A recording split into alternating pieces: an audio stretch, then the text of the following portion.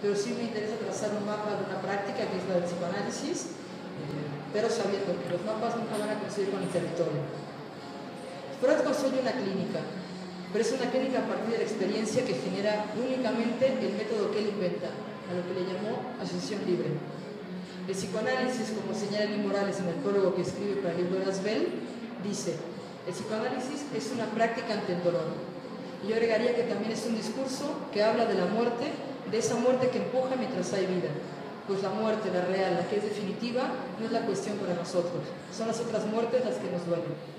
El ser hablante demanda análisis por un padecimiento que es efecto de una estructura en cuyo núcleo hay algo que es incurable. Si bien Freud produce una teoría sólida en sus fundamentos y que además responde puntualmente a su experiencia clínica, a la experiencia de escuchar aquello que aqueja al hablante, aquello que le hace sufrir, es Lacan quien formaliza esta estructura con toda rigurosidad y muestra que en la estructura hay una posibilidad que es imperante. Pues entendemos que en la constitución del sujeto están dadas las coordenadas propias que producen sufrimiento. Lo decimos de esta manera: no hay equilibrio ni armonía posible entre el real, simbólico e imaginario. Dicho en otros términos, entre goce, amor y deseo no hay un acuerdo, no hay complementariedad. Eso es lo que Lacan llamó no relación sexual. Y el ser hablante no hace otra cosa que intentar hacer algo con esto que no hay, y sin saber qué hacer, hace síntomas, inhibiciones y angustias, consolida estructuras neuróticas, psicóticas, perversas, enfermedades psicosomáticas y demás. Todo esto que menciono son los intentos de cada sujeto por taponar ese incurable que está en la estructura misma del hablante. Es la forma que cada uno encuentra para sostenerse, para hacer constituir su fantasma, su estructura y para seguir creyendo en su goce.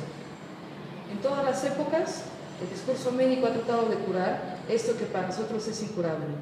No hay que olvidar que el psicoanálisis nace del fracaso de la psiquiatría con sus histéricas. Los laboratorios de medicamentos producen cada vez medicinas más sofisticadas para intentar borrar todo atisbo de dolor humano. Se apunta a los efectos, a los síntomas, a las angustias, a las fobias, al ataque de pánico. Y lo único que logran es desaparecer a los sujetos que portan este dolor. Hablar del dolor del alma, del dolor del cuerpo, es hablar de un cuerpo tejido a la palabra y por la palabra.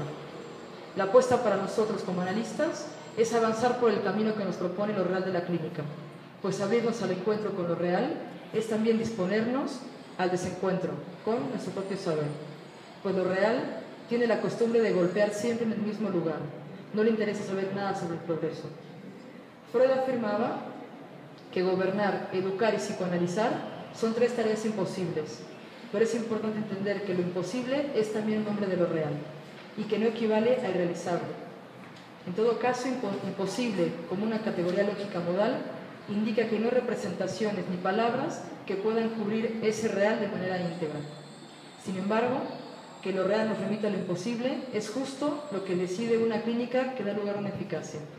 El texto de Asbel, este primer libro que ella publica, es un intento de pensar desde el psicoanálisis el espacio de lo social, lo histórico, pero también lo político. Lacan nos propone lo siguiente: que todo hecho es un hecho de discurso. Es por ello que el analista lee con la escucha lo que el otro escribe mientras habla.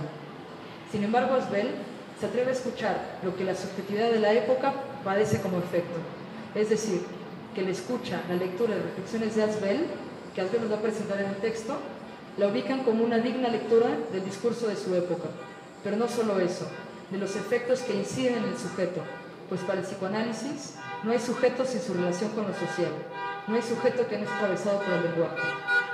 La subjetivación es el largo camino que atraviesa un ser para pasar de la condición de prematuración en la que se encuentra al nacer a la de un sujeto deseante.